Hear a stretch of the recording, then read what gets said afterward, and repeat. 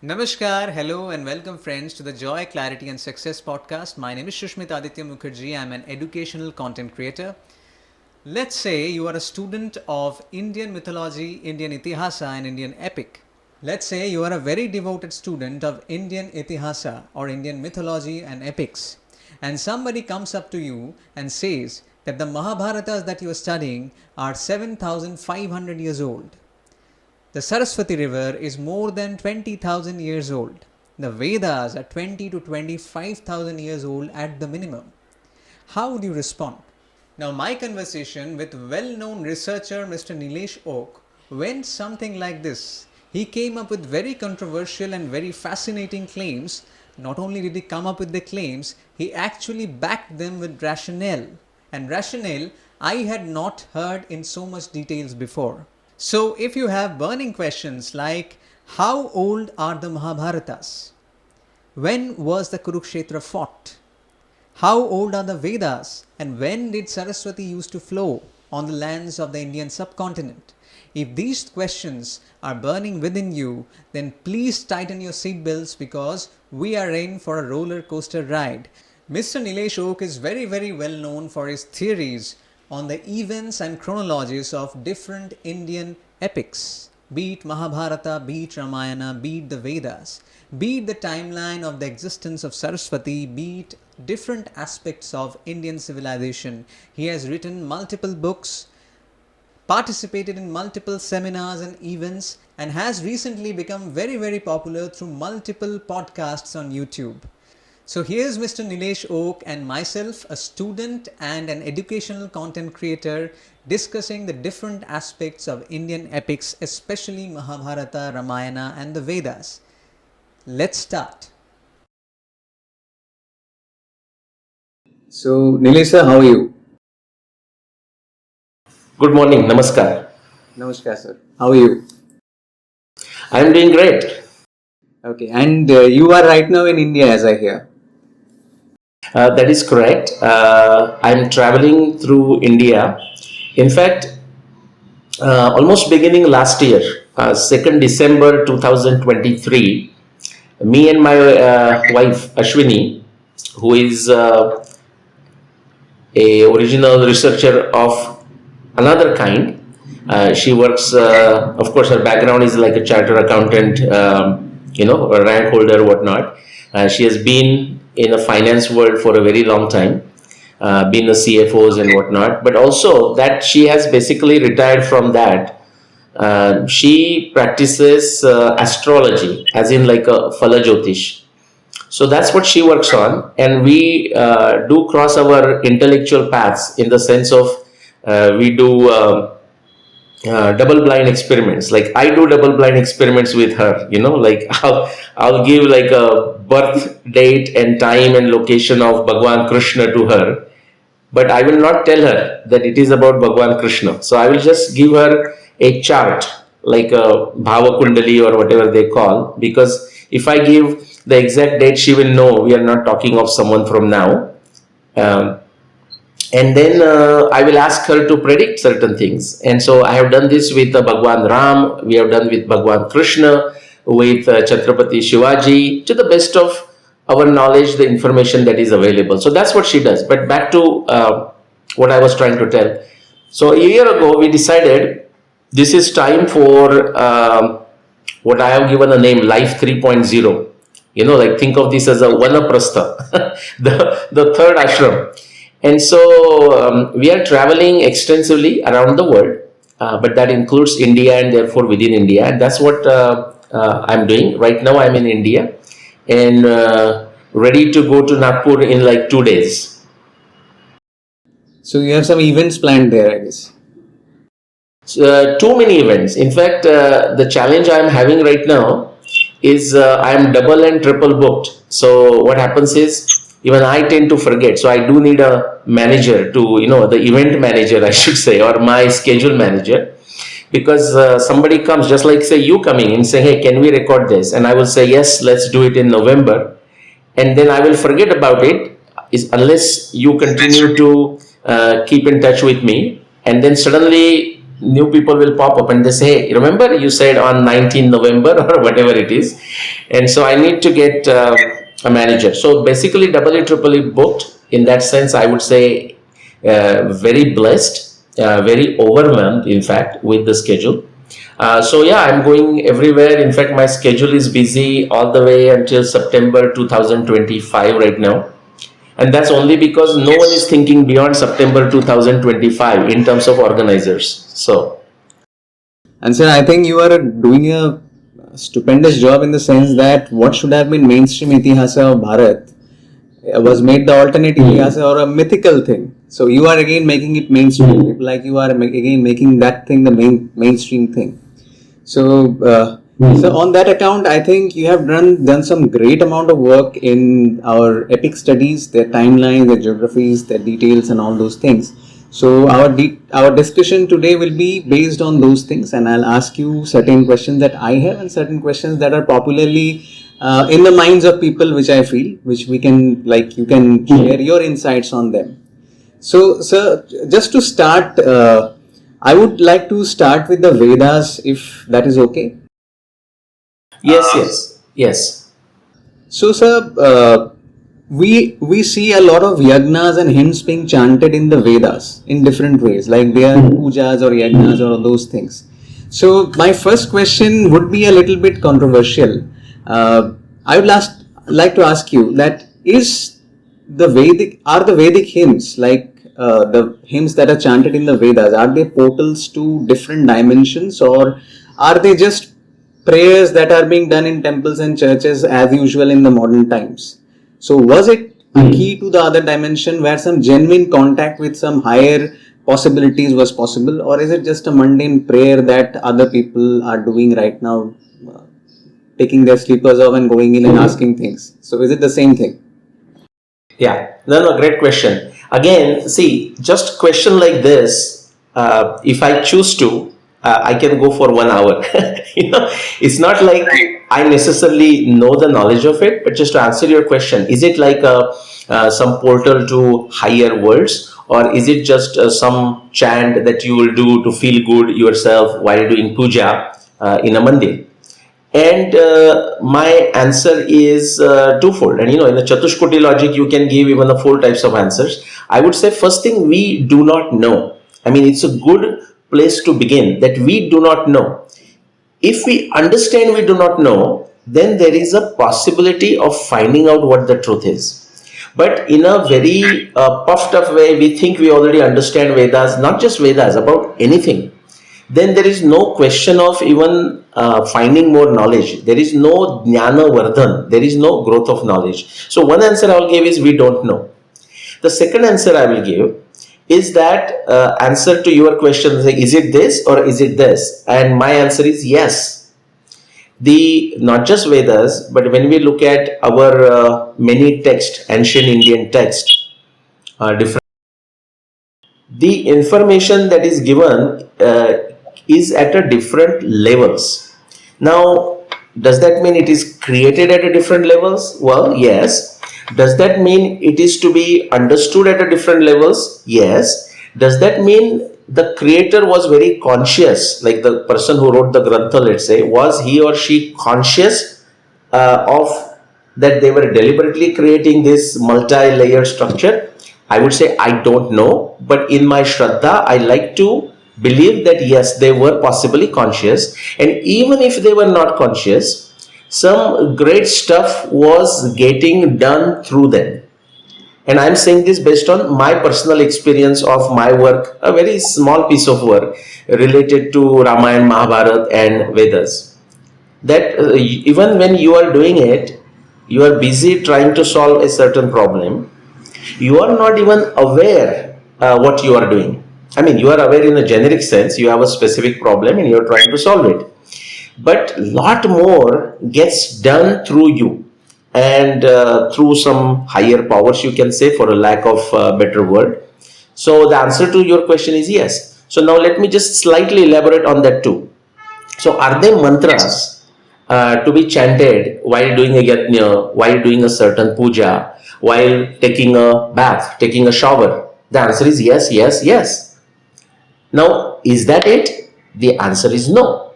However, for some person, it may be sufficient. The person says, look, I don't know, I don't have an ability to even comprehend anything beyond this. I simply use these mantras, I chant the mantras. For example, I chant Purusha Sukta when I take shower. Om Sahasra Shirsha Purusha Sahasraksha Sahasrapat. And I just imagine like this, if I'm taking a shower, especially the shower, like the thousands of, the water particles, those are like the blessings of that Vishwa Purush, on me. So this is, you have a freedom. That is the beauty of a Sanatana, which is the Vichara Swatantriya, freedom of thought. You can experiment, because ultimately, when you do experiments, when your you can say the sharpness of the scissors of your intellect, just imagine as a metaphorically, the scissors to be your intellect, where the intellect breaks, you can keep on cutting the papers, you can cutting a piece of cloth.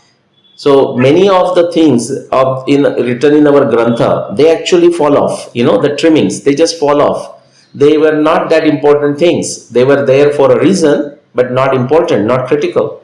But a point comes when you are a scissor in a metaphorical sense, the scissor of your intellect breaks. Like you hit the stone, something, And I say that's where you have found your treasure. That's when you start getting these insights. And that's when there are these higher meanings that that actually are revealed to you. So can this be portals to higher worlds? Absolutely.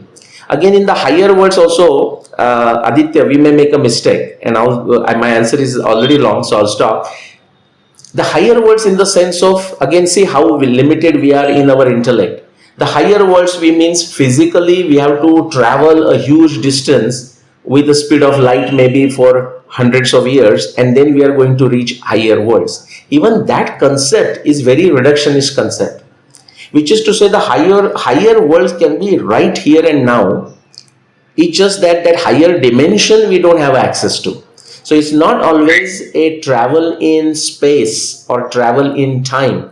It can be a travel in intellect. Like just I will give the last metaphor and stop. Think of Bhagwan Krishna showing Vishwarup Darshan to Arjun, which is described briefly in the 11th chapter of Bhagavad Gita. Back to you. Okay, sir. So, sir, related to this only, in the beginning, I'll just jump back to one more of our epics, which is Mahabharata. I read about a sage called Utanka. So he is there on a duty given by his guru to bring something for his guru's wife, if I am not wrong. And on the way, he is facing theft from a person in the Nagaloka, and he goes inside the Nagaloka with the help of certain other higher possibilities, and he prays there. He sees entire cities there, the grandeur of the cities there, and he sees certain other things. He prays to the Nagas and gets back what he wants and comes back. Now, this is what we are talking about, Nagaloka. Is this geographically a different place? Is this a quantum shift that he made dimensionally? What was it? Like, if we have to rationalize it, we can say it's a geographically different place. But the way it is presented there, one can rationalize saying that it's poetry. But is it only poetry, or are there like dimensions? Because there are discussions in the web. If you see, there are discussions around. So, what is your take on this? Are there other dimensions, other geographies, other planetary spaces? What are they? Okay, so let's start with my similar answer, and that may be a funny answer or even an irritating answer to a novice, but not to you or me, which is start with we don't know. The reason is, let's talk about the layers. Like anything, any shlok, any story, any narration, it can be understood at a different levels, and there are many levels. I just don't want to limit to 3, but even something that people can easily relate to, so therefore I'm going to limit to 3. So say for example, Adi Bhautik, Adhyatmik, Adi Daivik. So Adi Bhautik, Adi Daivik, Adhyatmik. So, for example, like you can, I mean, I'm not very familiar with that specific story of Uttanka and Nagaloka that you mentioned, but that's not even required. So, if you look at Adi Bhautik, we just say, okay, this happened a long time ago, and we don't know the modes of transport, modes of communication, and so on. But in that katha, the person goes to Nagalok. And so what it could be at a very Adi Bhautik level, I would say, okay, let's stick to planet Earth and see if we can make a sense out of it. It could be another land and another place, another country, another continent, another island, whatever, and could be considered a Nagalok. Now, therefore, we have to understand now, so Padadnyan, so every word we are looking at it. So Nagalok, the person traveled, Uttanka traveled there. Maybe what does Uttanka mean? I mean, so many things will happen. Also, we have to understand the context in which this story comes. For example, was this story told as a what we call like a Niti Katha? Sometimes it is given as a Niti Katha, like a crow and a jackal or something like this, we might hear. Another time it is not a Niti Katha. It's very clearly our Itihas will say, for example, when Bhishma is talking to Yudhishthir, sometimes he is giving a Niti Katha. I mean, Ramayana has many such Niti Katha, like a Panchatantra type of Katha. But other times they are saying, Bhishma is very clear. He says, I am telling you something from a ancient Itihas, something that Pura Itihasa, something that happened in the past, I am telling you. So then he is telling a specific Katha. No, sir, in this one, sir, sorry to interrupt, I'll just add to it. Uttanka is one of those who gets angry with the Nagas, according to the Mahabharata. Angry with the Nagas because of this theft. They stole the thing that he was trying to bring for his guru's wife. And he's the one who, like one of the co-conspirators in the Naga sacrifice that happens in the Mahabharata. So he is a Janmejaya. Yes. And he's one of those who gets angry with them and wants to take revenge. And he's one of those who is like, this is the introductory phase where it is being said that Uttanka is getting angry with the Nagas, he wants to take revenge. And this has relation to the Naga sacrifice also. So this becomes part of Itihasa then. So now let's see, we have a context, and that context helps, okay? That's why I said I'm not very familiar with that katha. So the context is related to the Janmejaya Sarpasatra. The Sarpasatra is a word used, but those are Nagas, So for example, Takshak, Takshak came and killed Parikshit. That's the thing, and now Janmejaya is kind of taking a revenge against it. Now, the story of a Takshaka is also told to us in a somewhat metaphorical form, although it's a real katha, real itihasa. So what happens is, the metaphorical form it comes because of our misunderstanding of the particular narration over a period of time. I'll just take a small digression and I'll tell you what kind of misunderstanding happens. For example, in one of the ancient texts, how to make an electric cell. Okay, for example, they have said then you have to take that chemical, and the chemical name in a Sanskrit is given. It says that chemical or that particular compound with the color of a peacock neck. Okay, and so I mean, possibly you can guess what that chemical is. I'll come to that in a minute. And so you take that and you put it into 2 jars and then you pour something, and there is how the description is given. A long time goes by, and actually it has happened, you can say, and then some person looks at that description and tries to recreate it. So when he comes to that shlok, okay, what else I need? Like a recipe, food recipe. Okay, what else I do? And when the person reads that, like that particular chemical or whatever, it may not be said as a chemical, just the word might have said, go take that. Like we say, go take salt or go take sugar, like that. So that person said, I need the neck of a peacock. So the person actually goes and kills a peacock and takes the neck of the peacock. The word is more chud. Like, literally chud is like a neck and a more is like a peacock, But really what the chemical that is referred to is basically copper sulfate. which is in Marathi at least is called Morchut, because it has a color like the peacock's neck, that peacock color. The reason I gave you this story as a short digression is over a period of time, everyone may know Morchut, but people might have forgotten what Morchut means, and they are now literally, from a grammarian point of view, literally looking at a more and a chuda and then trying to make a sense out of it. Like a peacock's passage, that's what a neck passage or something like this. Same thing happens with the katha. For example, the katha that you are referring to, Uttanka, is not that old. It's only 7,500 years old. It's from the time of time of Mahabharata, forgive me. Just after the Mahabharata war, like the next 60 years or so, Takshaka comes and kills Parikshit. Now, it is also the way it is described, it's left to people's imagination, or even if not left to people's imagination, people make their own imagination based on limited knowledge they have. So, anytime the word Naga is referred to, immediately they are thinking as a snake. So for example, we have this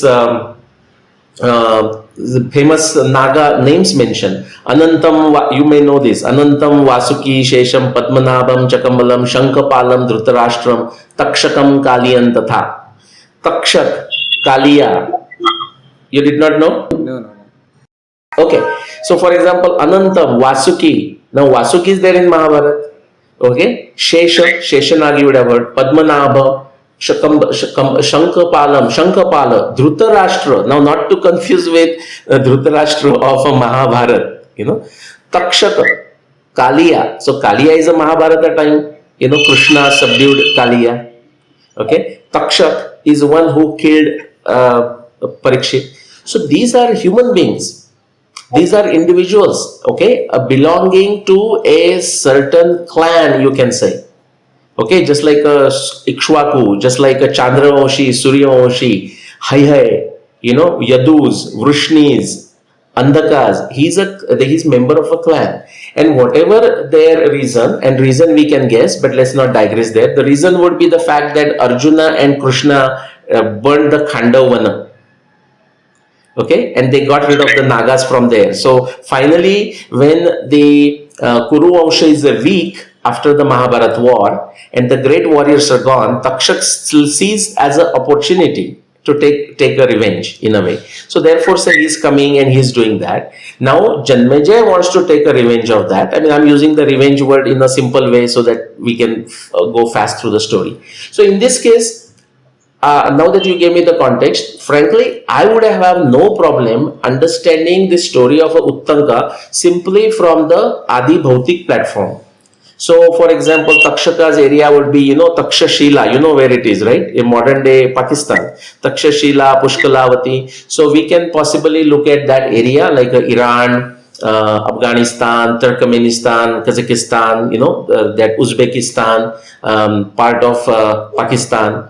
So it could be that area where Uttanka might have going to Nagaloka at a very Adi Bhautik level. Now Adi Daivik level, if somebody wants to understand it, it is left to them. So just because you told me the context, frankly, I am not seeing even a reason to go at Adi Bhautik or Adhyatmik. But that is not to say the essence is not there. For example, the Adhyatmic level, we can also understand maybe this cycle of a revenge, like it has to stop somewhere. At some point, we have to forget and forgive and move on with the life. That could be the Adhyatmic meaning of it. And that in that sense, we have to understand the essence of Mahabharata. Dharmartha Kama Mokshanam Upadesham Samanvitam. So as much as it's an actual instance that happened 7,500 years ago, to us, we have to say, and I do that by the way, I do that with my trolls. So for example, the trolls will they get extremely vicious. But I keep myself calm in the sense that even that idiotic troll, if he or she is doing something sensible, I should have a wisdom to recognize it and mention it, and not like put that individual into a all bad bucket. Because none of us is completely bad, none of us is completely good. That's why we have an existence here, we are a package of Sattva, Rajatama. Now what I just said, by the way, this is at a understanding something at Adhyatmic level. It is also understanding something at a Adi Daivik level. because Daivi Pravrutti, Asuri Pravrutti. Yeah, but back to you. So, when you are saying Adi Bhautik, Adi Daivik, and Adhyatmik, you are actually talking about three dimensions coexisting. So, we can interpret them, and actually, they are coexistent also. They are. Yeah. Okay. So, thank you, sir. And one more very interesting number that I heard from you, 7,500 years. So, I think this is the source of one of the major conflicts or controversies or questions that you have to face. That how come you say 7,500 years? Where do you get these numbers?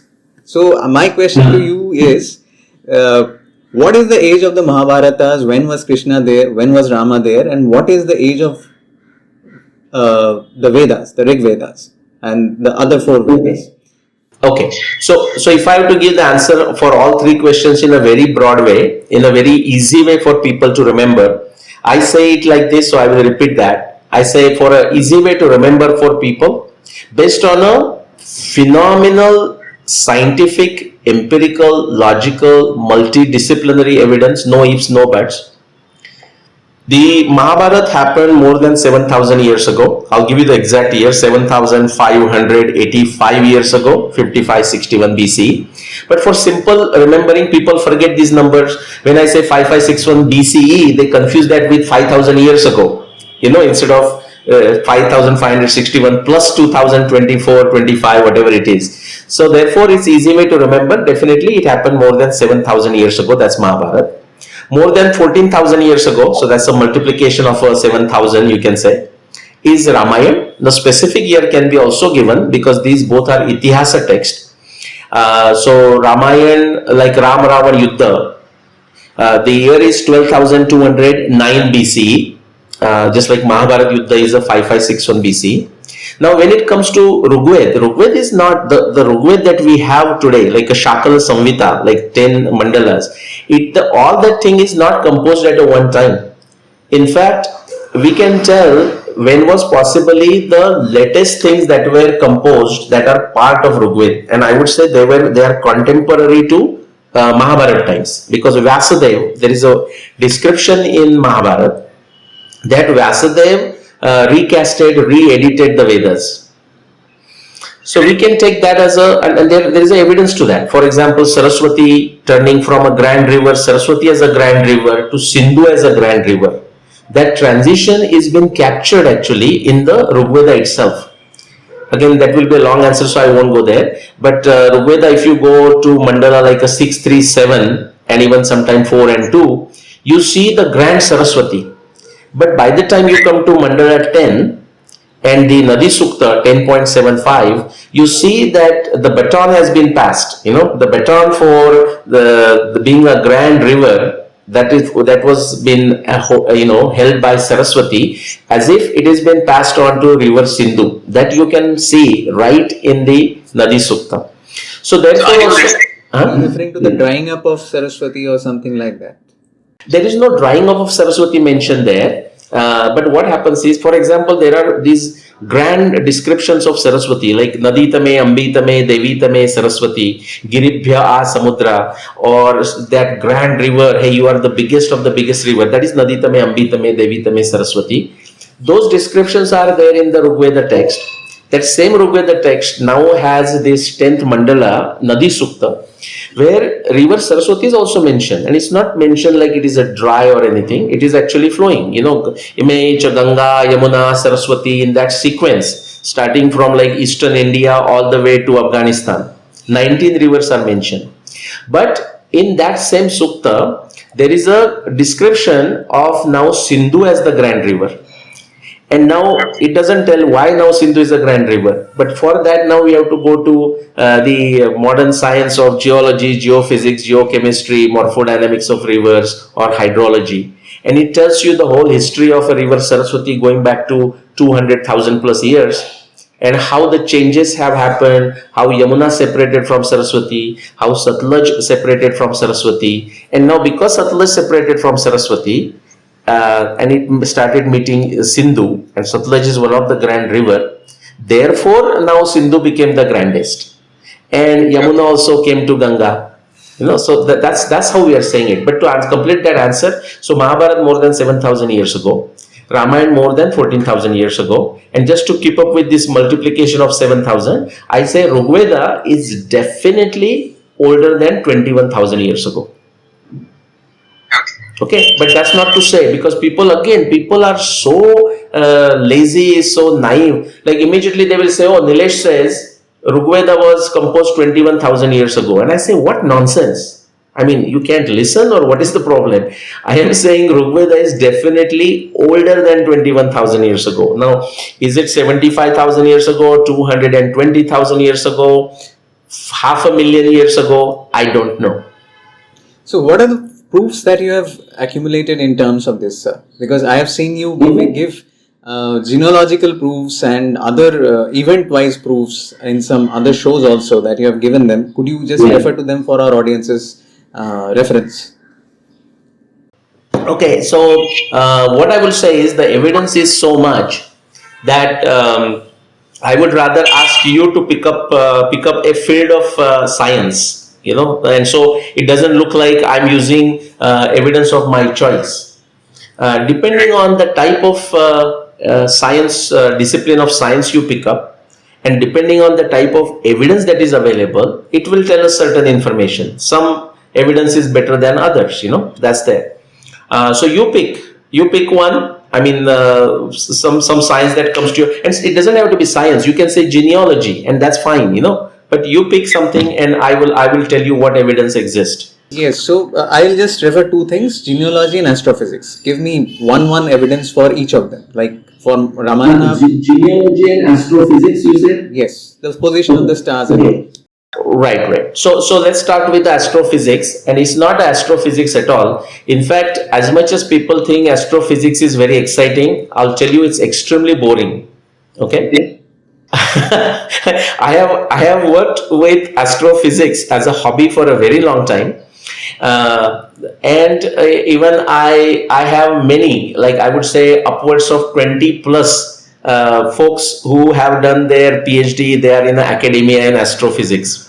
In fact, many people, sometimes people say, come to me, and young guys and girls both, and they say, oh, I want to do PhD in astrophysics. It just happened recently. I was in Tamil Nadu, and I met one very young, beautiful, very intelligent, charming girl, and she wanted to do PhD in astrophysics. And I said, that's great, but think again. And I had some conversation, but anyways, I'll not go into that. So the evidence that we are referring to when dating, say, Mahabharata, Ramayana, Rigveda, we can simply call it astronomy, visual astronomy, we can say. Astrophysics is as I said, boring and bit complicated and subject. So we'll not go there. But I understand you said astronomy in a generic sense. In fact, astronomy is the only scientific discipline, at least as it relates to our ancient text.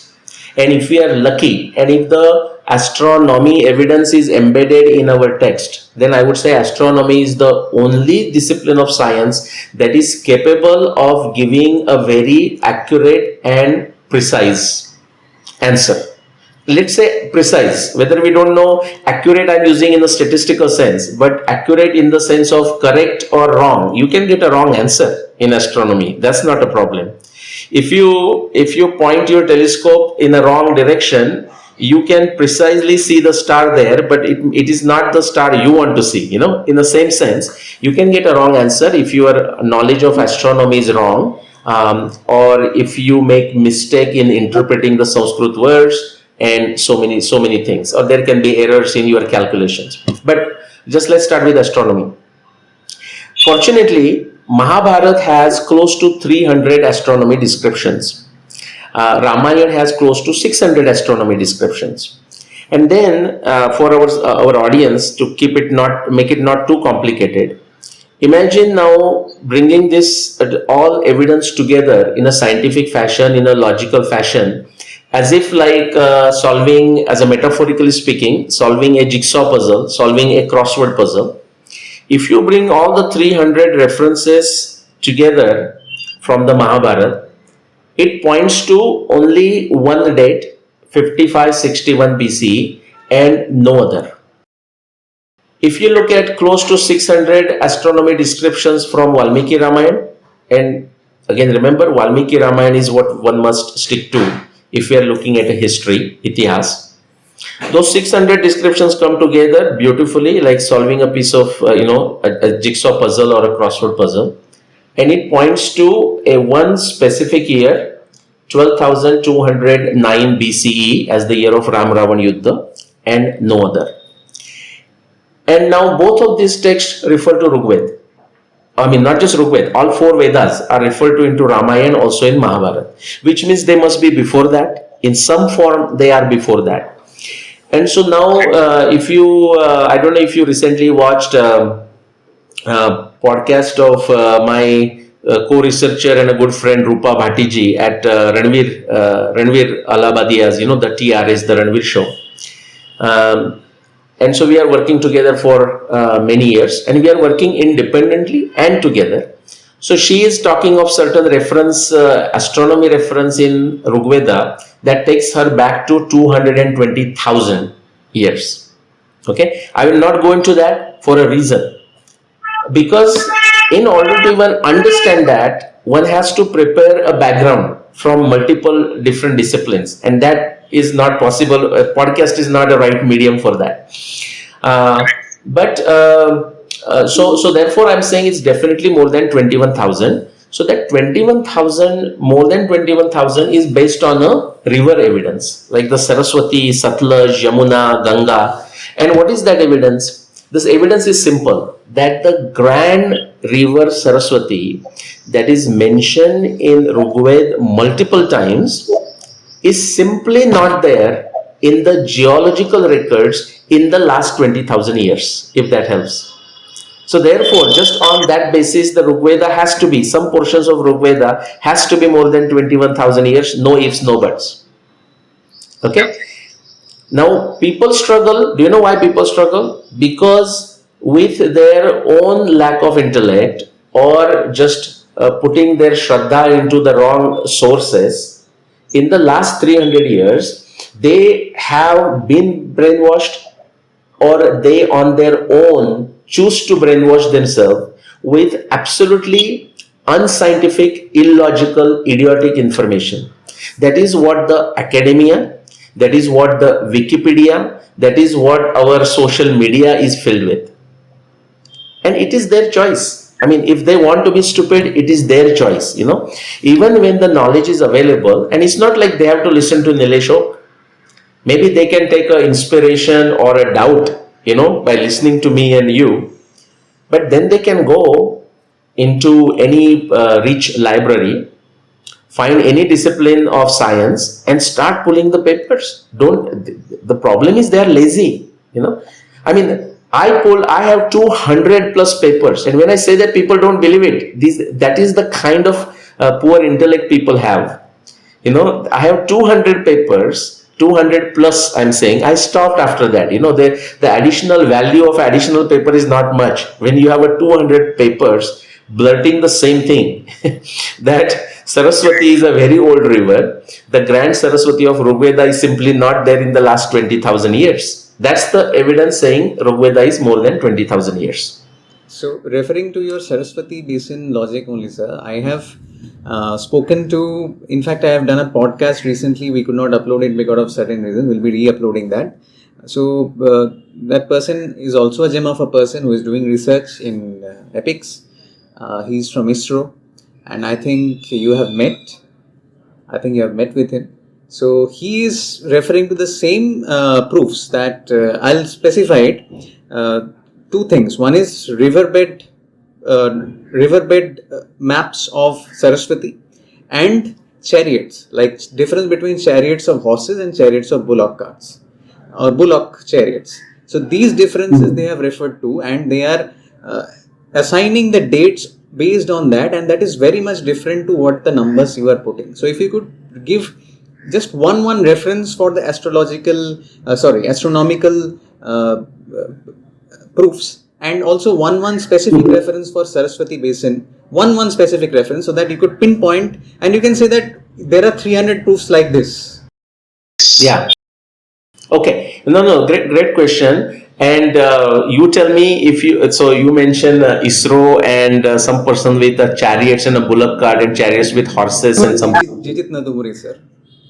Say sorry. Jijit Nadumuri, sir, if you remember. Yeah. No, so now you said it. I was going to guess the name, and I would have said the same thing. And you have every reason. See, you have every reason to make a judgment on each individual. Each one of us has a reason to. I know Jijit Nadumuri beginning 2016, I would like to say 2016, 17 somewhere. We have met many times. We have presented in the same conferences. Again, I would say what I'm going to say next. You don't have to. You don't have to accept it. In fact, why would you? Shouldn't rather. You should do your own thing. And very rarely I say these things because it's great that people study from different perspective. People must study. There should be always this quest for a search. For example, Voltaire has a very good quote. He says, "Cherish those who are looking for the truth. Beware of those, or fear those who have found it." Right. Okay, in that sense, there should be always a quest for knowing more, or there should be always a recognition that one could be wrong. Meaning, for example, I presented 5561 BCE as the year of Mahabharata war, 12,209 BCE as the year of Ram Ravana Yuddha. I am very convinced, okay, on a multidisciplinary evidence. I personally say no ifs, no buts. I am that confident. Even having said that, I am not stopping anyone from coming up with a better answer. Right now I am saying this is the best answer by a long shot, which is to say no other answer comes anywhere close to it. But why just Jijit Nadumuri Ravi? I mean, I won't ask you, but I'm saying I'm curious, like why did you just might have happened to run into him, but why just Jijit Nadumuri Ravi? In fact, there are people who have done lot better work. And they're not even from our times, with the extremely limited resources. I will give you some names. And I am afraid, I don't want to even compare them with Jijit Nadumuri Ravi. I will tell you what I think of Jijit Nadumuri Ravi at the end, and then we can stop on this subject at least. So I know him well. I have had a meal together with him. Even there was an attempt to do a debate with him, in a Bengaluru. Attempt meaning, I'm saying attempt because again, it will be a digression. So I'll just mention it because I opened the subject. We came for a debate there. This was in 2020, date of Mahabharata. Before the debate, he came to it. So there was a correspondence, and he said he will claim and he will defend that Mahabharata war happened in the year 1793 BCE. This is a claim of Dr. Ashok Bhatnagar, who worked in the government, worked in astronomy. He has a PhD in astronomy, worked with the Meteorology Institute, or forgive me, I may not be saying everything correct, for 18 years. Okay, and this has been said by Dr. Ashok Bhatnagar himself. And so he came up with, Ashok Bhatnagarji came up with 1793 BCE as the claim. I'm asserting, not saying, it's not opinion, it's a disaster, and I will explain why when I give you the evidence for my side. But it's good that we should debate it. People should know how to make a choice between two choices. So Jijit Nadumuri Ravi was going to come and defend 1793 BCE, and it was very clear to him that I am going to assert why 5561 BCE is the year of Mahabharata war.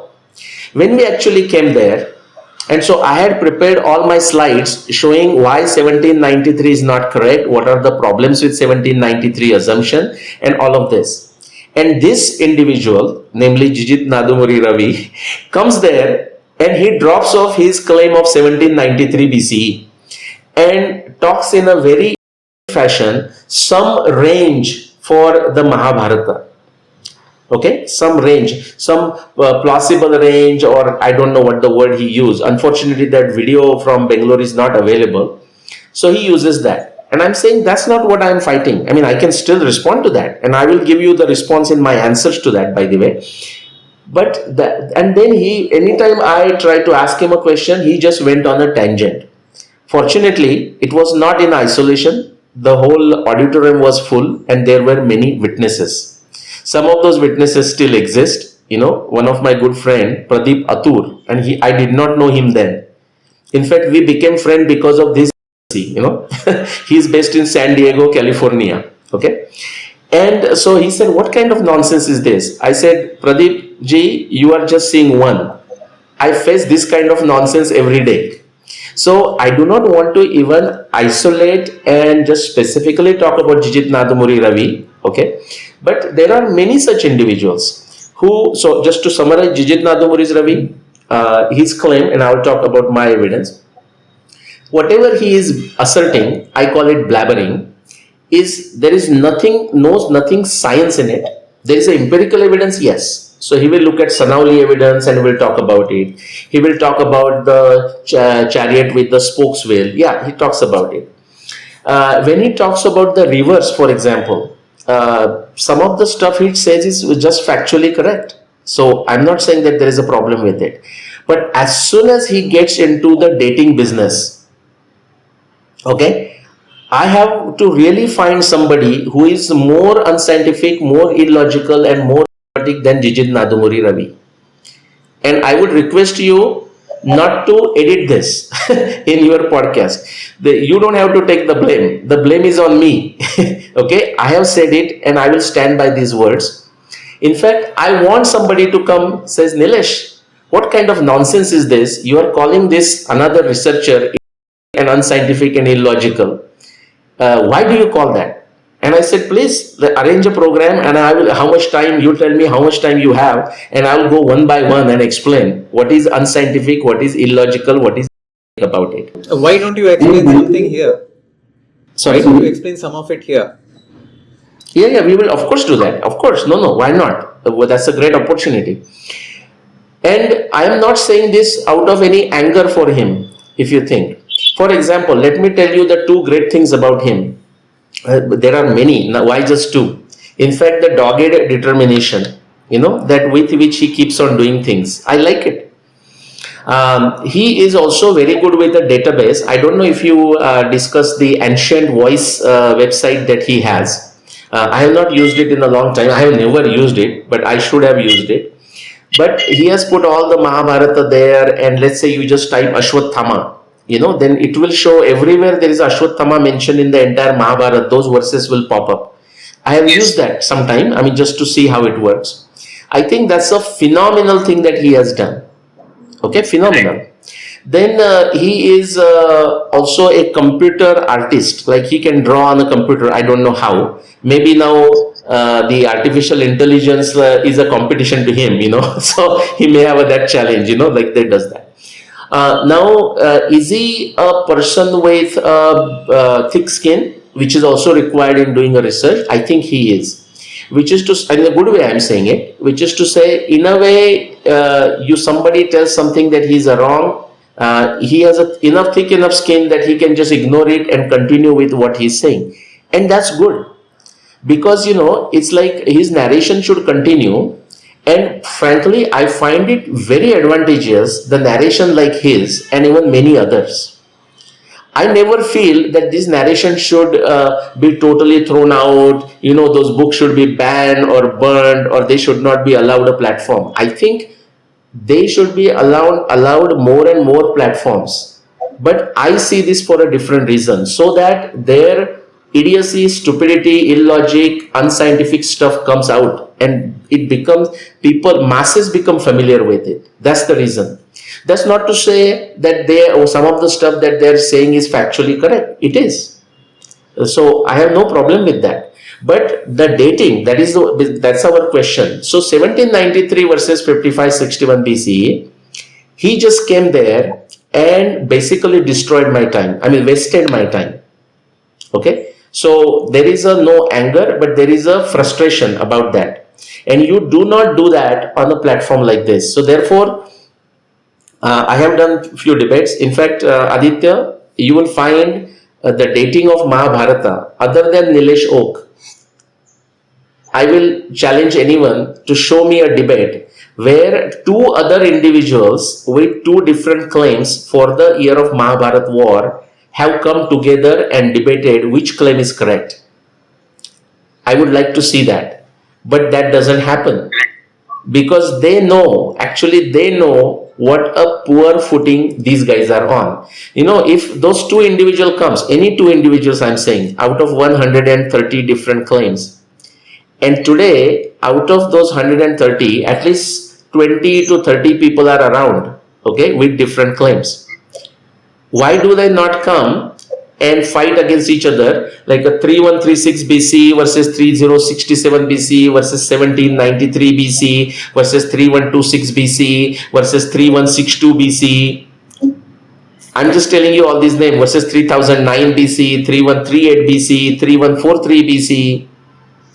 Okay, 1400 BC, 1478 BC, Professor R.N. Iyengar. None of them will dare to come together against each other, because the end result, I can tell you, Aditya, it will be like Sunda Upasunda. They will fight and both of them will fall to the ground and expose to the world how unscientific, illogical and idiotic those claims are. And I say this with a great respect for these individuals. Okay, so I'm being very euphemistic when I'm using these words. I'm using these words very carefully. So now let's, after all this thing, let me talk about what evidence is there in support of 5561 BC, but how that same evidence falsifies all these claims. Okay, can we start with that? Yes. Okay. So for example, let's begin the first one.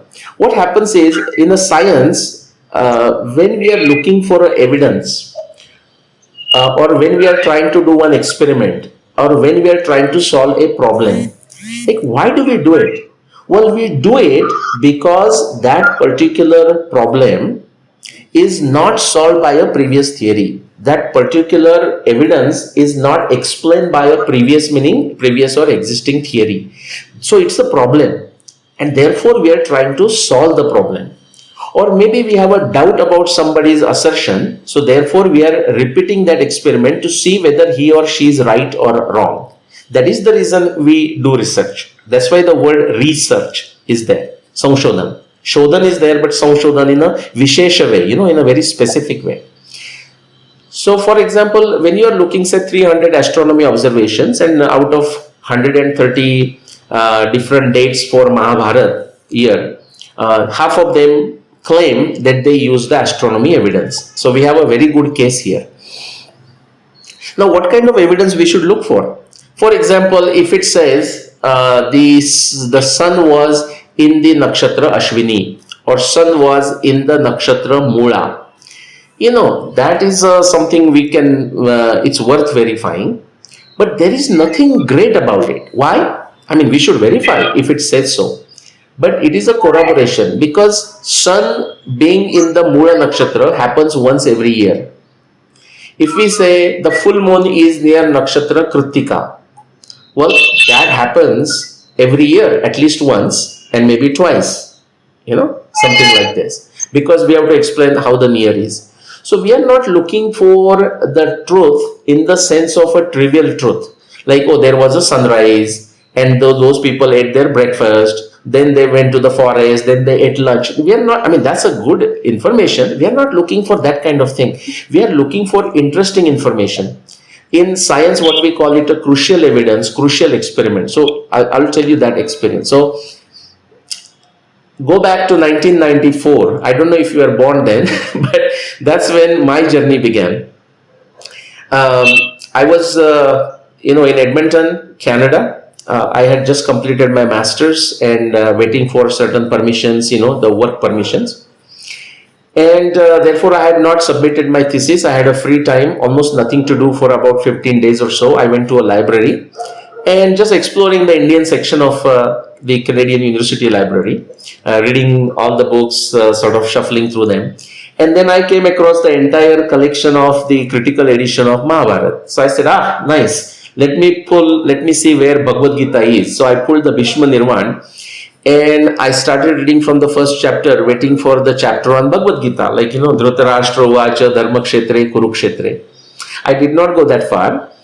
I ran into the second chapter, second adhyay and third adhyay, a long list of astronomy descriptions. Now they were fascinating by themselves, but there is one specific shlok that fascinated me beyond anything. So you know what it said? Ya chaisha visruta rajas trailokye sadhu sambata arundhati tayapesha vasishta prushtata kruta. Arundhati is walking ahead of Vasishta.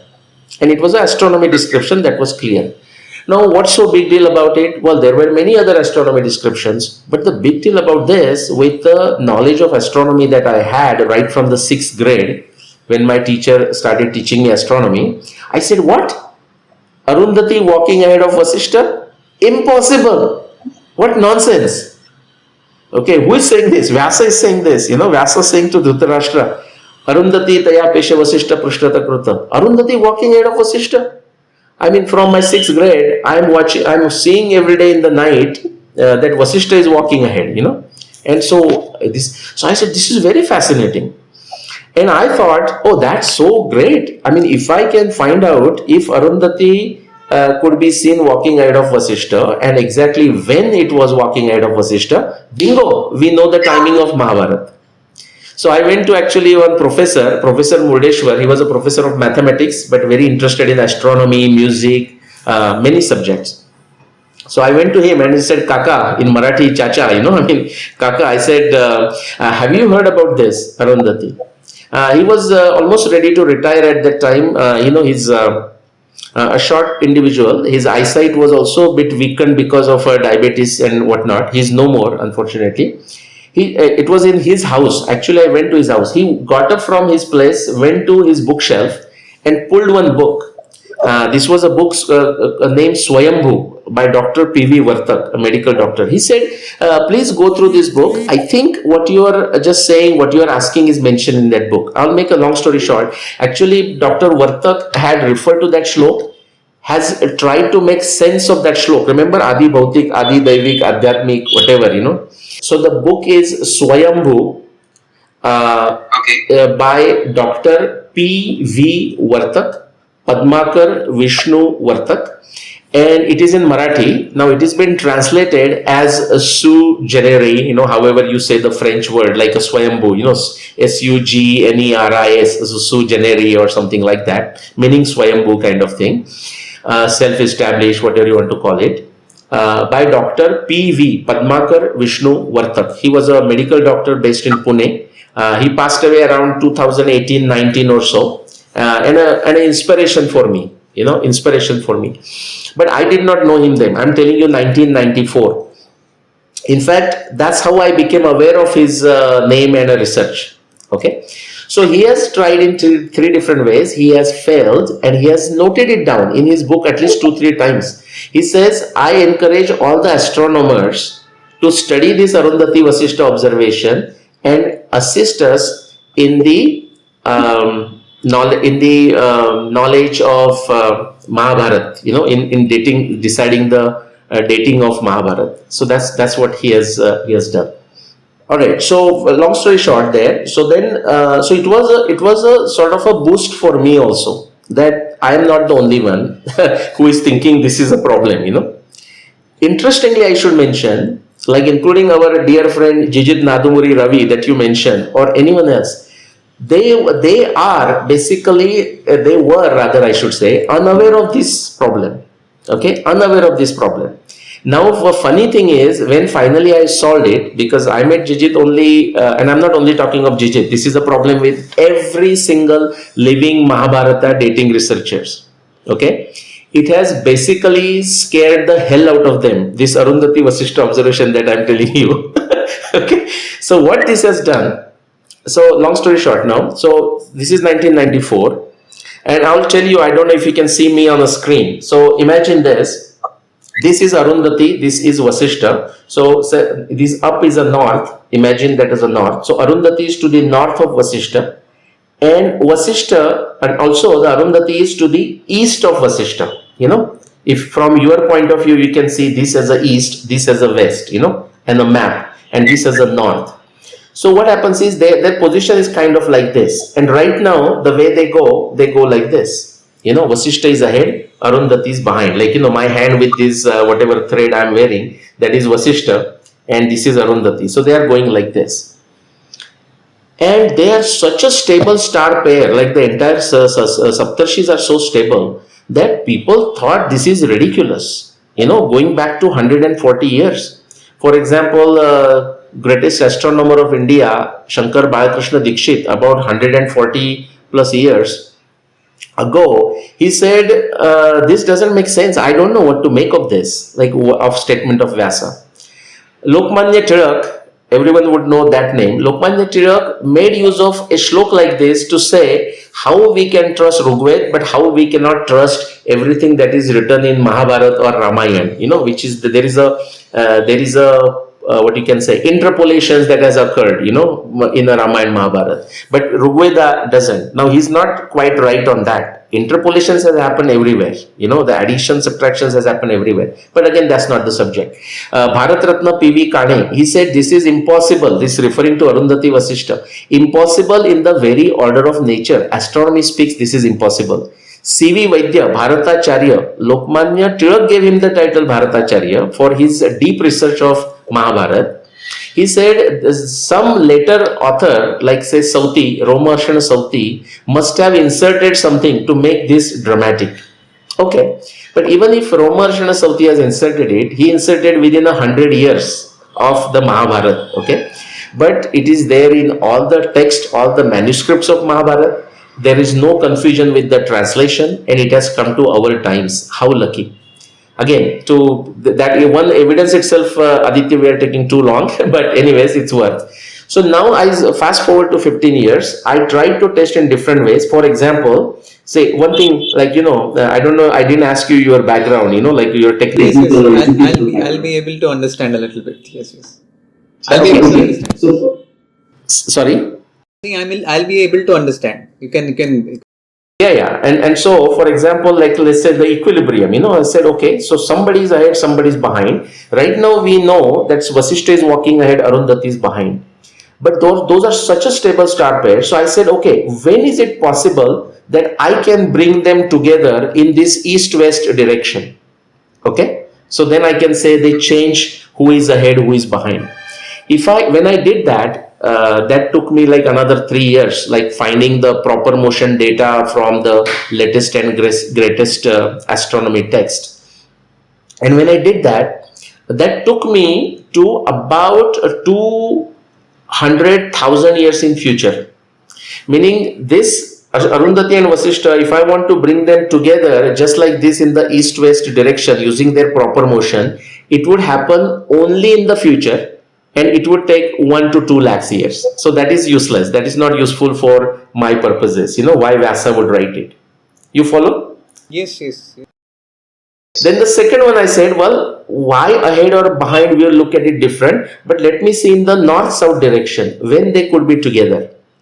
And again, using the proper motions, when I looked at it, they could be together about 20,000 years ago.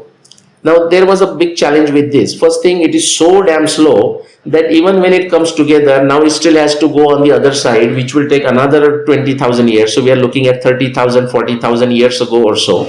That is not the only problem. The other problem is when exactly we will start saying that one is ahead of the other. Like, they are so close to begin with. Even right now, when we say they are like this, the difference between them is very, very small. Sometimes if the eyesight is not very good, you cannot even see Arundhati.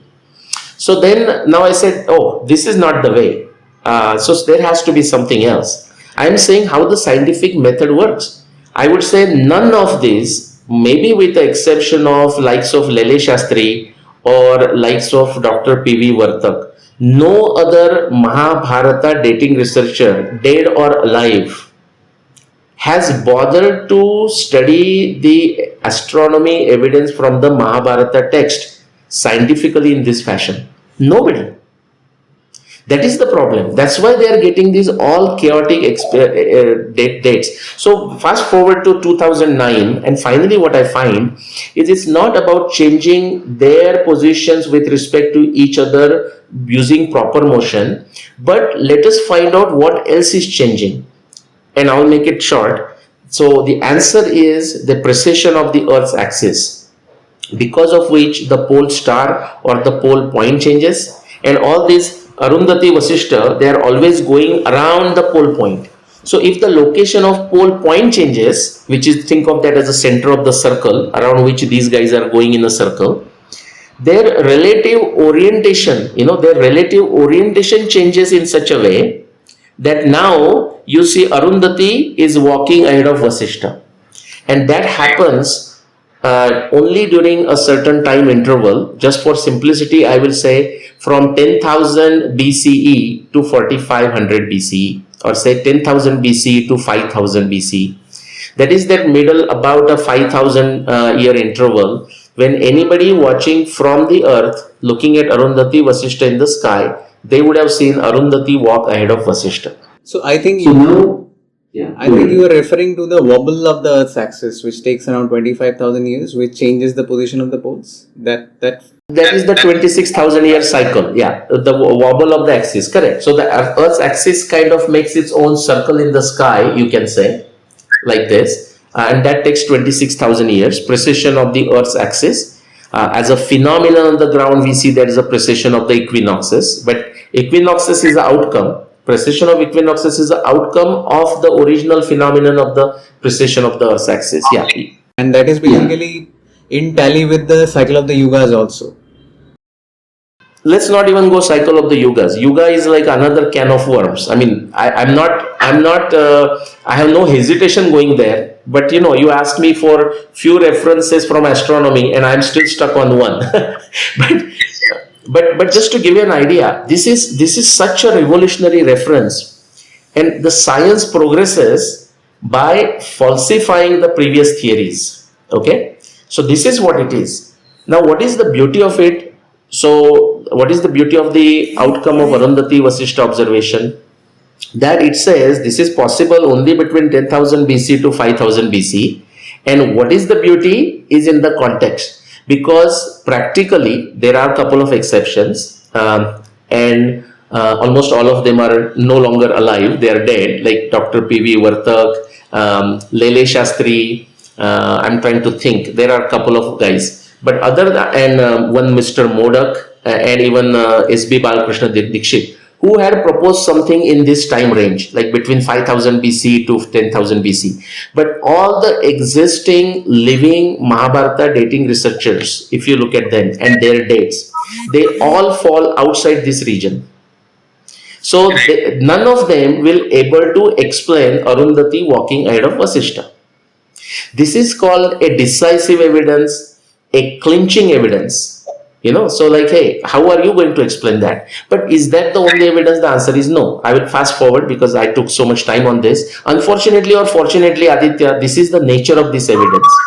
And I did take this time because there is so much of a naivety, so much of a foolishness, unscientific, illogical blabber that has happened in this space of the dating of Mahabharata, this space of dating of Ramayana, and frankly, the space of dating of Rigveda. That's why I took this much time. But quickly, let me mention another one. The evidence, we can give a title for this, call it Bhishma Nirvana evidence. The references to that Bhishma Nirvana evidence they are spread across the 10 out of 18 parvas of Mahabharata. So it's not like you can remove one and run away with it. You cannot run away from this evidence. It starts with the Udyoga Parva to all Bhishma Parva, Drona Parva, Karna Parva, Shalya Parva, Stri Parva, Sautik Parva, Shanti Parva, Anushasan Parva, Ashrama Vasik Parva, Ashwamedha Parva. You cannot run away from this evidence. What it is that how long Bhishma was on the bed of arrows, when was the time when actually Mahabharata war began, like the time in the way calendar. So it was the month of Margashirsha. And then Bhishma was waiting on the bed of arrows for the day of winter solstice. So what Mahabharata text tells you, 100 plus evidence, it tells you that Bhishma was on the bed of arrows for definitely more than 95 days. Mahabharata war definitely began at the end of Kartik month and the beginning of a Margashirsha, like a Kartik Amavasya. The next day is a Margashirsha Shukla Pratipada, and so on. Went through the Margashirsha Purnima and then couple more days and it was over. But Margashirsha, nobody disagrees on this, by the way. Okay? And that's not the point. If somebody disagrees, the guy is like a clueless, But I'm saying all these 30 plus Mahabharata dating researchers who are alive, while all of us may disagree on the year of Mahabharata war, nobody disagrees that the Mahabharata war took place during month of Margashirsha. And from that, the Bhishma, who fell down on the 10th day of the battle, is on the bed of arrows until the day of winter solstice, and that duration is minimum of 95 days that Mahabharata is saying. If you combine this astronomically, the outcome Aditya that you get is even more profound, more powerful. That Bhishma Nirvana, just like Arundhuti Vashishtha is giving a 5,000, 6,000 year time interval, this particular evidence of Bhishma Nirvana gives a sharp time interval of about 1500 years, from like 6700 BCE to 5100 BCE, that the Mahabharata war can only occur during this time. So on astronomy, there are 200 additional evidence to go, so I will not go there, other than mentioning, if you just take, say, 8 descriptions of Mars that are given in the Mahabharata text, only 8 descriptions of Mars that are there, meaning forget other planets, forget Arundhuti Vashishtha, forget Bhishma Nirvana, and you try to match all those descriptions of Mars for any time between now and say last 20,000 years, 40,000, whatever, how far back you want to go, there is only one year for which you will able to match them, and that year is 5561 BCE. So this is how powerful, how scientific, how empirically testable. There is a reproducibility with this evidence, there is a repeatability with this evidence, there is a calibration, there is a linearity, stability. If you are familiar with the gauge R&R, like a measurement systems, take any aspect, this particular evidence goes with the flying colors. And this evidence that I just told you, the Arundhuti Vashishtha, but also Bhishma Nirvana, decisively falsifies anyone claiming the year of Mahabharata war, not just Jijit Nadumuri Ravi, anyone claiming the year of Mahabharata war anytime after 5000 BCE. 5000 BCE. So that is to say, nobody can dare assert a year of Mahabharata war in the last 7000 years. Now you will say, well, Nilesh, there are actually 30 people. Yeah, there are. Anybody can say anything. But if they have to look at, in a scientific way, look at the internal evidence of Mahabharata, it will not last. It will be falsified. And I want them to come forward and do that. Right.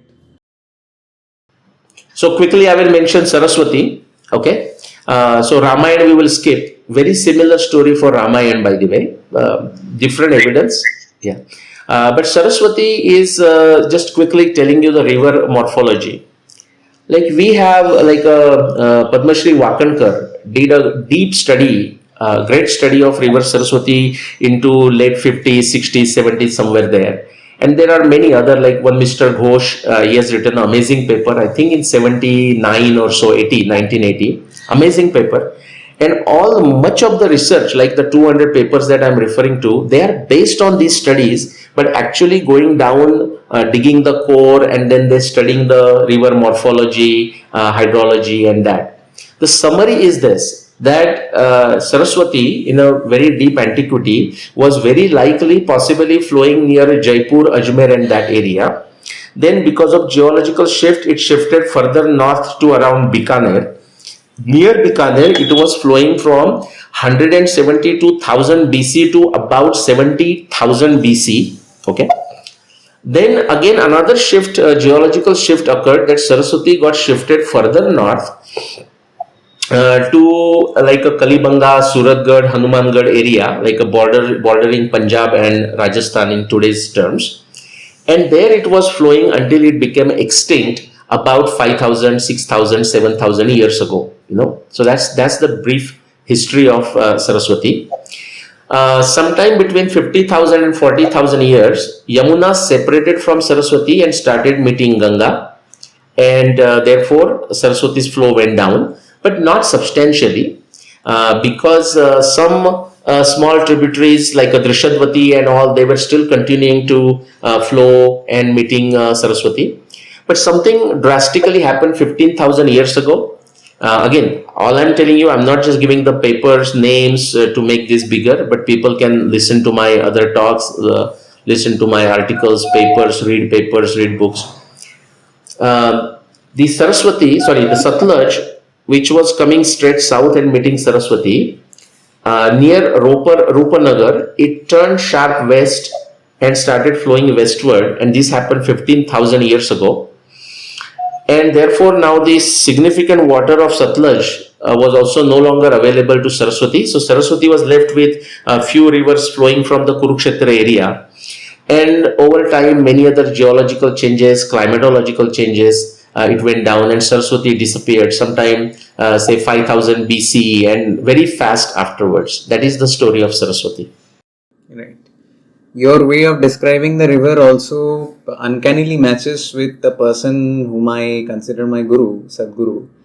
In a recent statement of his, he is saying that river, do not consider river as a river. River is a consequence of multiple tributaries.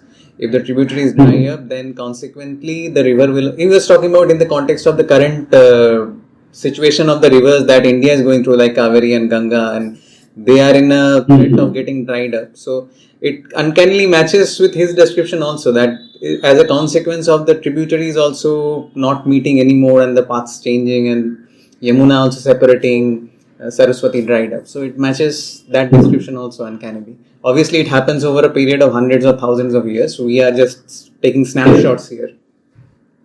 So sir, we just bridged a lot of time zones here. Now we will be talking about a physical bridge. So there is this talk about Ram Setu, and in Ramayana we hear about the golden palace of Ravana. People visit in every month. Tourists are visiting there, and it is being claimed to be the temple of the palace of Ravana, where Sita was probably captured and which Hanuman went and attacked. And there is this Ram Setu concept which connects Sri Lanka from India, and it is claimed that that was being made by the Rama's army, the Vanara army, and they used it to go to Lanka and fight the war. So what is it about this geographical location, and what is your take on where Lanka was when Ramayana was being depicted? Okay, so actually you are asking one straight question, but there are actually layers of questions there. So let me start where, where is the Ravana's Lanka? Actually, I will encourage your viewers to watch my talk given at Sangam Talks on the YouTube called Ravana's Lanka. So I will just quickly summarize what I said there for 1 hour plus, based on the evidence of Valmiki Ramayana about Lanka, based on the evidence of the description or the mention of a Lanka in all the ancient Indian text, based on the descriptions of Lanka in the text that are written even as recent as last 1,000 years, okay, maybe in the form of a drama sometime, maybe in the form of a Pravasa Varnan, whatever it is, maybe some Kavya on a Ramayana. All that evidence points to the Lanka, and even our astronomy text, by the way, which also refer to Lanka, because our Indian astronomy is an equatorial astronomy, and therefore the location of a Lanka, Ravana's Lanka, Rakshasa Laya, that was so important because that was a wonderful place for making accurate astronomy observations right at the equator. So the location of Ravana's Lanka is on the equator, which is take the Vishuvrutta, and also it intersects with the prime meridian, not the prime meridian that we consider today going through the Greenwich, the Royal British Laboratory or Astronomy Lab, whatever you want to call it, because they stole it from us in 1860. Not many people know that. Even not only they stole wealth from India, they even stole knowledge or even the concepts. And the prime meridian, which is an Indian prime meridian, goes through Kurukshetra, Rohatak, Ujjain, Vatapi, Agastya Tirtha, and then goes all the way to Lanka, on the equator. That was stolen by them and moved those many degrees westward, and it went through their Royal Greenwich lab, and so that's the prime meridian we consider now. Okay, but notwithstanding that, If you take all astronomy text descriptions of an Indian thing, the location is very, very clear. It is right at the equator, but also that intersects the prime meridian that will pass through. A prime meridian is a line that goes from, say, North Pole to South Pole, but also that is going through Kurukshetra region, Rohtak region, Ujjain region, and Vatapi, and Agastya Tirtha, which is Badami, and so on. So based on that, it is there. It has nothing to do with Sri Lanka, which is a name given in 1972. Now in that context, the question that you are asking becomes more pertinent, more important. So what are we going to do with that so-called structure that is between India and Sri Lanka, what we are calling Rama Setu? By the way, in entire Ramayana or Mahabharata, there is no word Rama Setu. Although it is been built at the order of Bhagwan Ram, it is built by a Vanara, a great architect, Nala. And both Ramayana but also Mahabharata, I'm saying Mahabharata because there is a Ramopakyan, multiple times it comes in the Mahabharata. In both places, they refer to it as a Nala Setu. That Setu built by Nala. I'm just making it clear, and taking the opportunity. So now the question is what to do with that structure. Not only that, but there are many places inside Sri Lanka which are celebrated as places related to Mother Sita's stay there, or Ravana killing Rama, and so on. In all fairness to that, I will tell you that when I was studying Ramayana, a dating of Ramayana, my focus was more on the date and not a physical location. So even I accepted as a proxy Sri Lanka as a Ravana's Lanka. Nothing wrong with that. Because at any given time you can focus on only one problem, one problem at a time. And there are many places there. In fact, I should tell you, and I'll tell you what might have caused this. But just to tell you, 2 years ago, I had a great opportunity and a pleasure to be with the tourism minister of Sri Lanka. Okay, we were together for almost 5 to 6 days together, and absolutely spending, I would say, more than 8 hours a day together, if you can believe that. Okay, at the World Ramayana Conference. And so this is 2023 January. 2023 January, that's correct, 2 years ago. So what happened is, he is aware of my research. I was making the research, and I will tell you, it did not bother him a bit.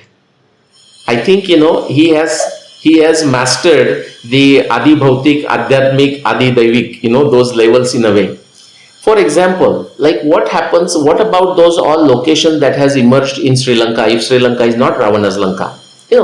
I am not saying this. I am simply drawing this inference based on Valmiki Ramayana. So I would encourage people to go and read Valmiki Ramayana to look for Ravana's Lanka. I will encourage people to read all the astronomy text of India and all the texts that I refer to, and it is there in my Ravana's Lanka talk. So now, I still want to answer, like, what do we make of it? Make of the locations that right now people go from India, visit in Sri Lanka, and should they stop? I would say no, they don't need to stop. Actually, Sri Lanka is a beautiful place. They can still go and enjoy the place. In their Shraddha, they can also visit these places.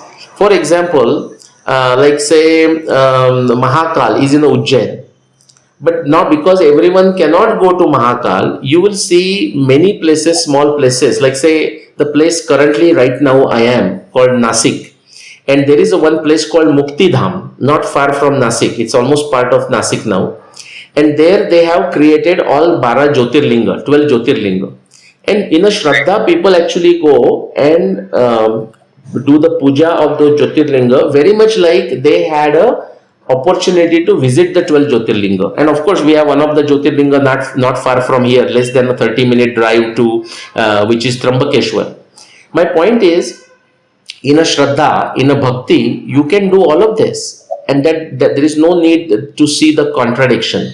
But from a historical perspective, we must understand that history is history.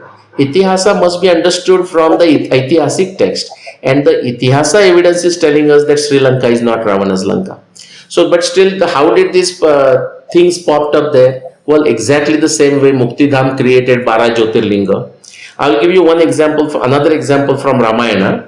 After Sita was taken away by Ravan, which happened right here where I am right now in the Nasik, okay, Panchavati, where Ram, Lakshman, Sita stayed for 2 years, and then Ravana came and took Sita from here. Immediately, as soon as he took Sita away, Jatayu, if you remember, Jatayu fought with Ravan and got injured. So Jatayu fell to the ground very helpless and injured. Ravana took away Sita. Ram Lakshman started searching for Sita. They ran into Jatayu, and Jatayu tell them the story that Ravana has snatched away Sita. And the Jatayu dies. And then Ram and Lakshman do the final rites of Jatayu on the bank of Godavari. Now that place of Jatayu, where Jatayu fell down or died, there is a place called Taket, which is maybe 20-40 kilometers from here, from where I am right now, Nasik. So that's where the place called Taket, which is called the place for Jatayu, where he died. Now, I don't know if you are aware, but in Andhra Pradesh, I was forgetting the name. In Andhra Pradesh, there is a place called Lepakshi, if you have heard it. And that is also the place considered a place where Ravan and Jatayu fought when Ravana was taking Sita away, and then Jatayu died there, and Ram and Lakshman made Jatayu and then also did their final rites on Godavari. Now you can take these two claims and very quickly find out which claim is a more logical, more plausible. The Taket makes more sense than the Lepakshi. Because otherwise Ram and Lakshman will be going to Lepakshi, then coming back 110 kilometers or more, even more than that, backwards to Godavari. They don't have to come to Nashik, but they still have to go to Godavari in Andhra Pradesh. Then they continue going down and go to Hampi Bellary, which is a Kishkinda. And none of this makes sense. None of this makes sense from a Valmiki Ramayana narration. None of this makes sense from the geographical perspective. So purely based on that, we will say Lepakshi must have emerged as in the Shraddha, very similar to Rameshwaram. By the way, I don't know if you know that, but the Rameshwaram, which is one of our 12 Jyotirlinga and a very auspicious place, famous place, and people who have made their reservation for a trip to Rameshwaram, no need to cancel this. But my point is, there is no mention of Rameshwaram into Valmiki Ramayana. And there is no question of Rama going to Tamil Nadu. In fact, it is to go towards Lanka. I mean, once we understand that the Lanka is towards the east of Maldives, there is no point of Bhagwan Ram going to Tamil Nadu. So, the question we have to first clarify for ourselves, are we interested in the Aitihasic narrative? And therefore, I said the multi-layered narrative exists. While studying something, we have to decide what are we studying, what am I focusing on. So if I am looking at the Aitihasic narrative, historical narrative, I have to go to Valmiki Ramayana, and I should be very comfortable understanding wherever evidence takes me. On the other hand, if I am looking in the Shraddha, then going to Sri Lanka is perfectly fine. In one case, I am actually making the conclusion first and then finding out evidences which confirm my conclusion. And in the other case, I say I do not know, I am going to search where it is. So these are two different ways. To the different one. And again, I'm saying there is no intrinsically anything wrong with somebody saying, hey, you know what? I believe Lepakshi is the place of Jatayu. That may come out to be right or wrong, but no problem starting there. Somebody may start with Sri Lanka as a Ravana's Lanka and say, okay, let's see how it matches with the Valmiki Ramayana. My point is, if they do it, actually some of the things may match. For example, I'll give you some of the things. I mean, you can put me in the, Aditya, you can put me on the other side, maybe say representative of a Sri Lankan government, to justify why Sri Lanka is Ravana's Lanka. And I can tell you, I can do an impressive job there, frankly. Because the reason I'm saying this is when I was studying Sri Lanka, I did not do this with a biased attitude. I did it with a full genuine interest. For example, Kandy, if the place called Kandy, which is considered Ravana's capital within Sri Lanka, and there is in Valmiki Ramayana, there is a reference to Nadaiya coat, like a moat meaning as a protection made because of the river. and there whatever the Mahaveli Ganga or whatever the name of the river there that flows through Kandy, if you see, actually it does flow around Kandy in three directions. It doesn't flow in four directions, but it flows three directions. Like the third, three-fourth part of Kandy is been kind of protected by the river, so to say. That's how this Mahaveli Ganga or whatever the name of the river there flows. And now Valmiki Ramayana talks about the Trikuta. Like there are three peaks near Ravana's Lanka.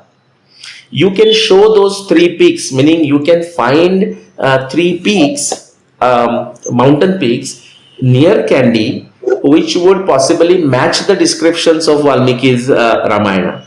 So my point is, so let's look at them. So it's not like I don't have an agenda to somehow like something against Sri Lanka and therefore show like Sri Lanka is not Ravana's Lanka. For example, if we find some additional evidence and find out maybe some of the references in Valmiki Ramayana are interpolated, and maybe in future we say no, actually it's right. Guess what? Sri Lanka is a Ravana's Lanka. If it can be proven like that, I'm willing to change my conclusion. I'm willing to change my inference. This is how science works. Okay, people hang on to Newton's theory for a long time, and when Einstein came, they are willing to accept that Newton works as approximation, but Einstein's theory is definitely better. And while accepting Einstein's theory, you cannot hang on to Newton's theory. You must give up Newton's theory. And even Einstein had problem with Niels Bohr in accepting the quantum physics aspects. So that also came up later on. Exactly, and what I will tell you there is that the whole fight between Niels Bohr and Einstein, okay, there are letters between Bohr and Einstein, and you might have read them. I have read them. In fact, I am studying. Because in this area now I have become famous. I don't get to talk about all my interest or my work in the quantum mechanics. To the extent there are some folks who make a fun of me, saying, "Oh, this guy also claims that he knows quantum mechanics or he has studied in quantum mechanics." but it's a fact. I'm studying quantum mechanics from about 1991. Since then. The reason I mentioned that is. Bohr and Einstein, and there this fight that you are referring to, that Einstein was not agreeing with the Bohr, was not a bad thing. Spooky action at a distance. Yes, the non-local action, right? The point is, it was not a bad thing. Lot of good stuff, lot of good research came out of it because of their fight, because of the fight between these great guys. If there is any regret, Aditya, I have, I would truly love to get somebody who comes with that same type of scientific, very sharp, logical, intellectual mindset in the space of any of my research area, and we have a fight like Bohr and Einstein. Unfortunately, the kind of folks I have ran into in the last 15 years is, and I'm not saying in a derogatory sense to any one of them, but I'm saying I'm telling you a factual statement. Unfortunately, it's very disappointing. Meaning, it's like very tiring. It's very irritating. That they cannot just come. They cannot just come out of their boorishness. That's the problem. But something like Bohr Einstein kind of debate, and there were many others. Would be very fascinating, and they will be very useful for the growth of knowledge of our own civilization. In fact, sir, I think quantum physics interests me so much that I actually want to pursue my studies. Obviously, I am looking at it as a second chance. I'm looking to pursue it. I'm right now into finance and teaching finance and handling investment clients. Quantum physics is actually my interest from my teenagers. And that I have been studying it informally. I plan to study it formally also. So I think one thing matched, a couple of things matched between us. And ancient studies obviously interest me because I think what Schrodinger's equation indicates towards is basically rhythm, what we in Sanskrit call the rhythm, the waveform behind every physical form. And he was actually trying to indicate through an equation that the waves that we are trying to find out in matter signify those. If we can translate it into sound, it might be Sanskrit. That's my wild thought. I do not know how that will materialize, but that somehow I feel he was indicating to us that he even symbolized it with a Trishula. He did not give it his own name, like many people have done, Higgs particle and all that. He gave it the symbol of a Trishula. Psi function you are talking, right? Yes. Yeah. It was Yes. Yeah, no, and he's settled in Ireland, you know that, right? And he has written a book on the Vedanta, my life and whatnot. I mean, I have read those. No, these were rishis. These are rishis. When Krishna talks in Bhagavad Gita, Artha Jidnyasu, Artharthi, Jnani cha Bharatarshava, the 4 types of magnanimous devotees. These are Artha. Then Jidnyasu, this is a Jidnyasu, Artharthi not in the sense of a money. Many times people, actually many acharyas have also taken the meaning as Artha means money. Well, it is a meaning of money, but and nothing wrong with the money. Somebody who becomes super rich and then uses the money for the well-being of the society is a great bhakta. But Artha also means meaning, like a purpose, like a hita, Hitarthi, that's a one translation that has done. Santa Eknath, the Maharashtrian saint, has given a beautiful exposition on that. And one of my spiritual influence, Vinoba Bhave, if you have heard the name, he has also given the wonderful exposition on that. But my point is, so Jidnyasu, that species is kind of rare, at least these days in India. I mean, we have lots of computer scientists, which is great. A lot of finance professionals, that is also great. Engineers, doctors, that's great. But somebody who can just get so fascinated that leave everything and just follow this, it's not easy to do. Ability to follow your jidnyasa. So I'm glad you are interested in it. And I was lucky, I would say, that in spite of the challenges, like everybody has a challenges, I could able to successfully do this. But the quantum physics, quantum philosophy is very fascinating, extremely fascinating.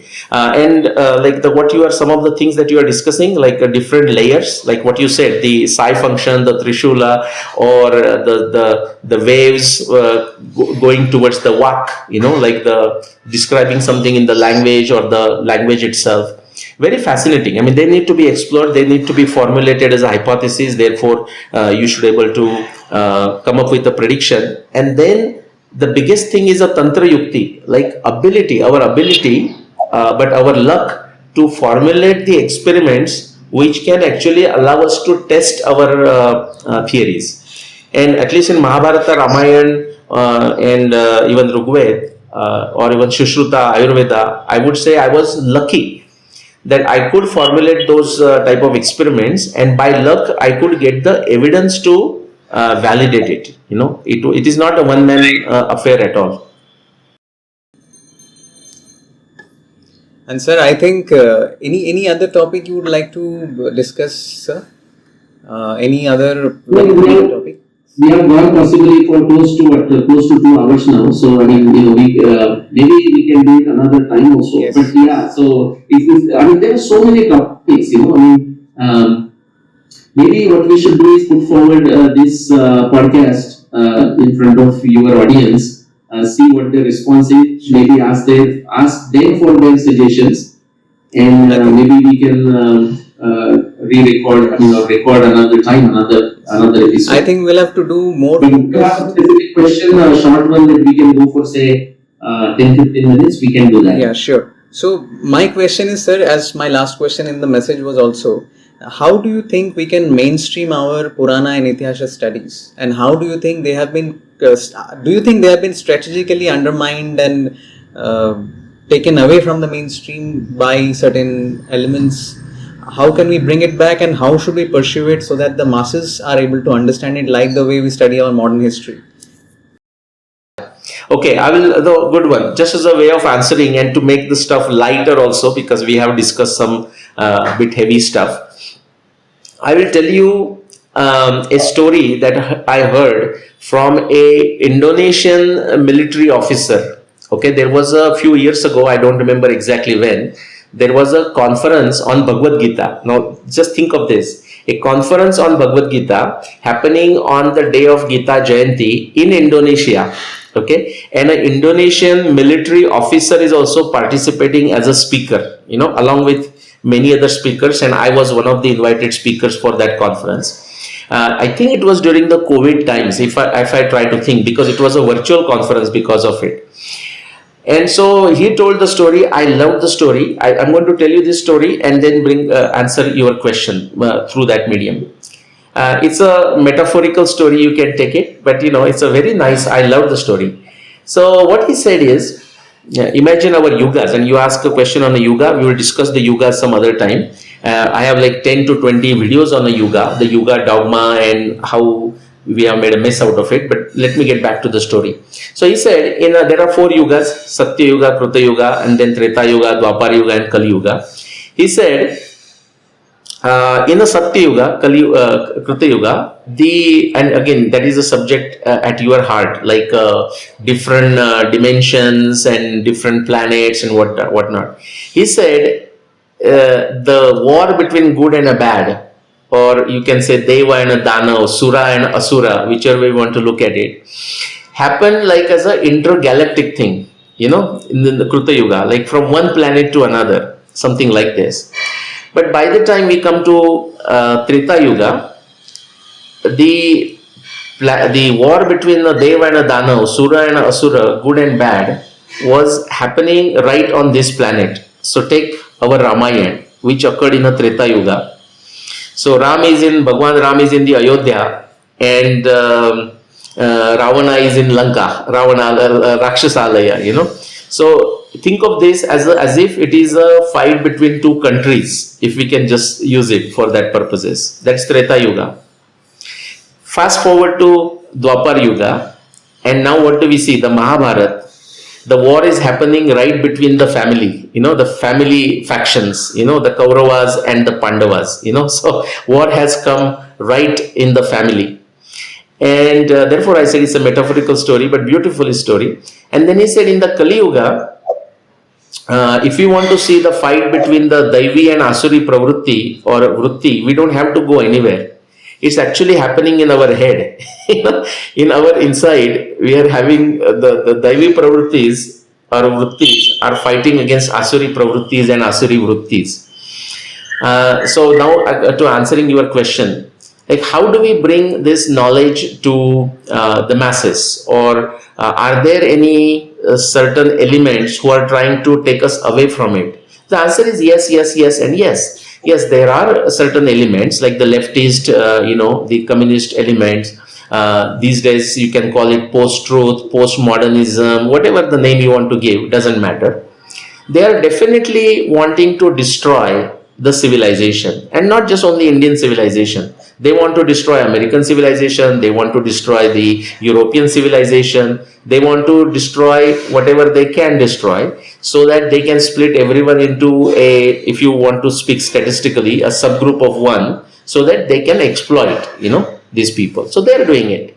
And so they have an agenda, they are doing it, they are doing their best, they are succeeding, they are doing effectively, fine. Now, that has always been the case. It's not some unique thing. So, Daiva and Asuri, the Bhagavad Gita 16th chapter, those elements are always there. But now, if we come to even our so-called, say, the Sanatana civilization, Sanatana culture, there are many, frankly, a good number, who pose themselves as if they are pro-Indic, okay, pro-Sanatani, pro-Hindu. But in reality, they are not. Depending on which way the wind is blowing, they may change their positions. And so they will do what they want to do because it's benefiting them, so they are doing it. But finally it comes down to us individuals, that the individuals, we, each one of us, have to increase our intellect, increase our Shraddha, increase our intellect, increase our knowledge. And Bhagavan Patanjali gives us a formula: Shraddha, Virya, Smriti, Samadhi, Prajna, Purvaka. That's what he says. If you are not born with all these gifts of intellect and a Shraddha and everything, then you have to cultivate it. Shraddha, Virya, Smriti, Samadhi, Prajna, Purvaka. So you start with the Shraddha, and that is the problem, Aditya. I will tell you, last 1 year that I have spent a significant time traveling around the world, but significant time in India. What I find time and time again, and I'm not talking of illiterate people, Okay, we actually misjudge them. They are preserving our culture. But if you look at the middle class, the middle class, the upper middle class, where you can see many snobby elements, what you find is they are so much removed from the basic intellect. I'm using the word very carefully. Basic intellect, they are so much removed from it. They can easily fall for any gimmick. That is the problem. So actually, this is the area where we need to focus on, and how we get them to understand when to trust something and when to doubt something. In our Indian Darshana Shastra, there is a benefit for both. I mean, the Shraddha is important, but doubting is also important. The Samshaya is a very important positive element, because without Samshaya, there is no growth of knowledge. Okay, so Samshaya is so important. So where do we do? And I think it comes down, as far as just my limited understanding of it, I tell people to start with Bhagavad Gita. Like, what if they already are doing it, do more, check another translation. If they have done none, pick any copy of Bhagavad Gita, start reading it. Just don't stop with any one copy, any one translation. And I am convinced, based on my limited experience, that the Bhagavad Gita is capable of guiding each one of us to what direction they should go. Like Krishna says, it's just like we talked about the evolution of human beings as a body, but there's also evolution of consciousness, so upadrashta, anumanta cha, bharta, bhokta, maheshwaram. So when we are doing nothing, we are just living like an animal. But then we find something purpose, purpose driven thing. Then that supreme being gives us that anumati, and then upadrashta, anumanta cha, bharta, bhokta, maheshwaram. So I am convinced if somebody starts with Bhagavad Gita in a very sincere way, all the information, all the intellect, all the shraddha, all the help that is required will come. Thank you so much. So Nileshji, I think in between your packed schedule, you took out some time for me. I am really, really grateful for that. And the way you have spoken, I think we will need 5, 6, 7 or 70 different podcast sessions to cover the topics. Each of them can be expanded. I can understand it fully well. And I hope we do multiple podcasts again on specific topics in a more focused way. But the range of insights that you have given is very precious, and I am very grateful for your time, sir. Thank you for inviting me, and I'm so glad that we could fit mutual schedules and able to do it. So namaskar. Let's do it again another time, just subject to our mutual schedules. Thank you. Thank you so much for your graciousness. Thank you. Hope you enjoyed this video. If this video added value to you, please like the video and subscribe to the channel. Share this video with a friend who may find this helpful. Thank you so much. See you in the next video.